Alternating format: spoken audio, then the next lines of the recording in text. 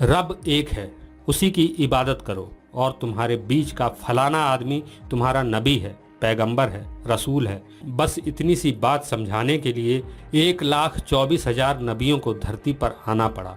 नबी आते और उम्मत को यही बकवास सुनाते, लेकिन उम्मत न सुधरती। वो शिर्क करने लग जाती, दूसरे खुदाओं को मानने लग जाती। अल्लाह फिर से नबी भेजता और फिर से वही ड्रामा शुरू हो जाता। इस तरह 1,24,000 नबी धरती पर आ गए, लेकिन इनमें से कोई भी अल्लाह की बात मनवाने में कामयाब ना हो सका। इसमें गलती किसकी थी? उम्मत की, नबियों की या अल्लाह की? मेरी नज़र में तो उम्मत की कोई गलती नहीं। वो तो अपने नबियों से सबूत मांगती थी और नबी खुद के नबी होने का कोई सर्टिफिकेट पेश ना कर पाते और कूटे जाते थे। आले इमरान की इस आयत से हम अल्लाह के दर्द को बखूबी समझ सकते हैं, जिसमें वो कहता है, ये वही लोग हैं जिनका कहना है कि अल्लाह ने हमें ताकीद की है कि हम किसी रसूल पर ईमान ना लाएं जब तक कि वो हमारे सामने कोई ठोस सबूत पेश न करे। उनसे कहो, तुम्हारे पास मुझसे पहले कितने ही रसूल खुली निशानियां लेकर आ चुके हैं, फिर यदि तुम सच्चे हो तो तुमने उन्हें कत्ल क्यों किया? लोगों ने सबूत ही तो मांगा था। अल्लाह सर्वशक्तिमान था तो उसके लिए सबूत पेश करना कौन सी बड़ी बात थी? नबियों की जगह आसमान से फरिश्ते उतार सकता था, जिन्हें देखकर लोगों को नबियों से सबूत मांगने की ज़रूरत ही ना पड़ती।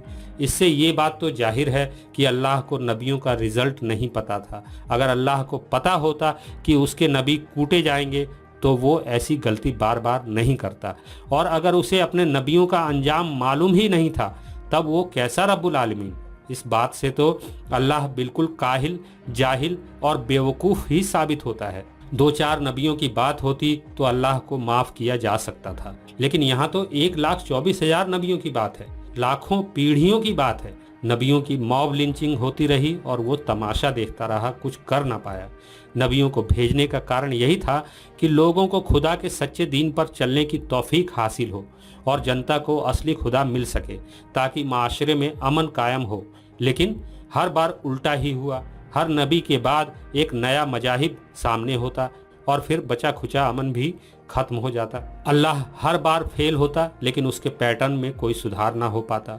1,24,000 नबियों की फजीहत होती रही, वे पीटे जाते या मार दिए जाते। तब अल्लाह को अक्ल आई और उसने अपना सॉफ्टवेयर अपडेट किया और नबियों की जगह वो रसूल भेजने लगा जिसके पास रिसालत होती थी। रसूल मर खप जाएं तो उसकी रिसालत उम्मतों के हवाले होगी और वे गाफिल ना हो पाएंगे।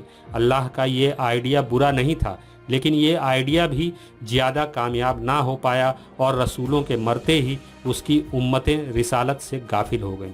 मूसा को पहाड़ की आड़ में पत्थर की 2 तख्तियों पर लिखे 10 संदेश अल्लाह ने दिए, लेकिन इसका भी कोई फ़ायदा नहीं हुआ और उम्मते आदम फिर से सिरातुल मुस्तकीम से भटक गई। तौरात, जबूर और इंजील से बात न बनी तो आखिर में कुरान उतारना पड़ा। इस आखिरी आसमानी किताब को ज़मीन पर उतरने में ही 23 साल लगे। यहाँ भी अल्लाह कन्फ्यूज ही रहा। वो बार बार अपनी आयतों को बदलता रहा। रसूल के मरने के बाद भी ये आसमानी किताब कंपाइल ना हो पाई तो बाद के खलीफाओं ने इसे कंप्लीट किया। आखिरी आसमानी किताब के आने के बाद भी अमन ना रहा। कौमें तकसीम हो गईं और इस्लाम नाम से एक नया मजहब सामने आ गया जो पुराने से ज़्यादा खूंखार था। अल्लाह के नाम पर कत्लेआम का सिलसिला शुरू हुआ जो कभी ना रुक पाया। एक अल्लाह और एक कुरान को मानने वाले मुसलमान भी एक न रहे। शिया और सुन्नियों की जंग में मुसलमानों ने मुसलमानों का खून बहाया और एक अल्लाह का इस्लाम 72 फिरकों में बट गया। नबूवत की अपनी इस आखिरी चाल में अल्लाह फिर से फेल हो गया। मान लीजिए कि कोई कंपनी है जिसे किसी रहमान नाम के बंदे ने बनाई है। इस कंपनी का मालिक रहमान है। उसी की वजह से वर्कर्स को काम मिला, उसी की वजह से सबको सैलरी मिल रही है और वो जब चाहे किसी को भी जॉब से निकाल सकता है। कुल मिलाकर रहमान ही इस कंपनी का सब कुछ है। इतनी सी बात अगर सभी वर्कर्स को समझानी हो तो रहमान को क्या करना चाहिए?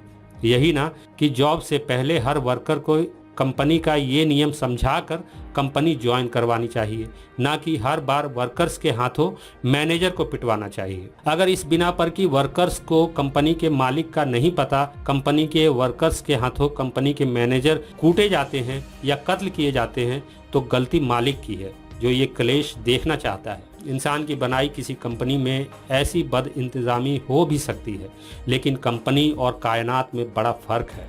कंपनी का मालिक ऐसी गलती कर सकता है, लेकिन कायनात को बनाने वाले से ऐसी गलती की कोई गुंजाइश ही नहीं। इससे ये बात तो जाहिर होती है कि नबियों का पूरा बखेड़ा झूठा है। नबियों के दौर पर गौर करें तो पता चलता है कि वो कबीलाई दौर था, और इस कबीलाई दौर की जनता भोली भाली जरूर थी, लेकिन इतनी बेवकूफ़ भी नहीं कि वो किसी भी ऐरे गैरे की बात मानकर उसके पीछे चल दे।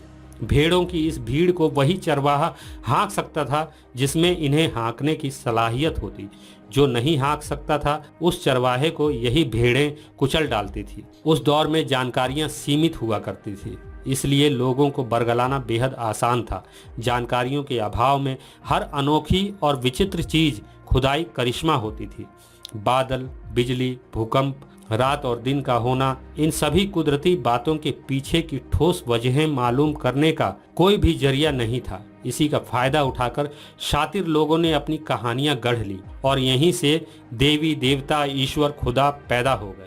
और इन काल्पनिक भगवानों की आड़ में अवतार और पैगंबरों की नौटंकी भी शुरू हो गई। 1,24,000 नबियों वाली बात तो गपबाजी ही है। हाँ, बहुतों ने कोशिशें की नबी बनने की।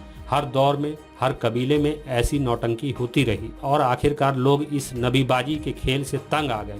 कोई भी सुबह उठकर नबी होने का दावा कर देता था, इसलिए लोगों ने सबूत मांगना शुरू कर दिया, और सबूत पेश न कर पाने वाले नबियों को लोगों ने कूटना शुरू कर दिया। जीसस को सलीब पर ठोकने की वजह भी यही थी कि वो नबी होने का सबूत न दे पाए और मारे गए। आखिरी पैगंबर की बात करें तो ये भी शुरुआत में कूटे गए और इलाके को छोड़ने पर मजबूर हुए। इनकी नौटंकी भी तभी कामयाब हुई जब अपने निवास स्थान मक्का शहर से कोसों दूर मदीना पहुँचे। यहाँ के सीधे साधे लोगों को बेवकूफ़ बनाया, जंगें लड़ी, तब कहीं जाकर नबी के रूप में स्थापित हो पाए। बाकी का काम हजरत साहब के बाद के खलीफाओं ने किया, और ये लोग इस्लाम की सरहदों को फैलाते चले गए। कुल मिलाकर बात यह है कि अल्लाह, खुदा, यहोवा, परमेश्वर और गॉड के नाम पर उम्मते आदम को नहीं, बल्कि उम्मते होमो सेपियंस को बेवकूफ़ बनाया गया। दरअसल आम जनता को मूर्ख बनाने वाले 1,24,000 लोग कोई नबी थे ही नहीं। जब अल्लाह ही नहीं तो नबी कैसा? इन स्वघोषित नबियों में कुछ को नेतागिरी करनी थी और कुछ का इरादा माशरे में बदलाव लाना था। जो इस नौटंकी में सफल हुए वे नबी बन गए, और जो इस मिशन में फेल हुए वे जनता के हाथों कुत्ते की मौत मारे गए।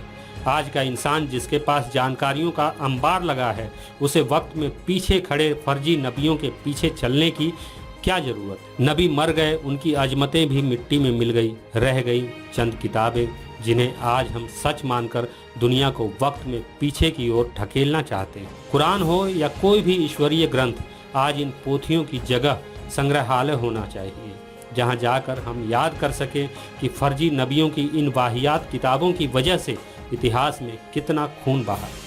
जब तक इतिहास में दफन हो चुके नबी और उनकी ये खूनी और खूंखार किताबें इंसानों के दिमागों पर छाई रहेंगी, इंसान जॉम्बी बनकर इंसानियत के खून का प्यासा बना रहेगा। अगर आप मेरे विचारों से सहमति रखते हैं तो मुझे इस पेटीएम नंबर पर आर्थिक सहयोग भेज सकते हैं। मुझे आपके सपोर्ट की ज़रूरत है। इंसानियत जिंदाबाद।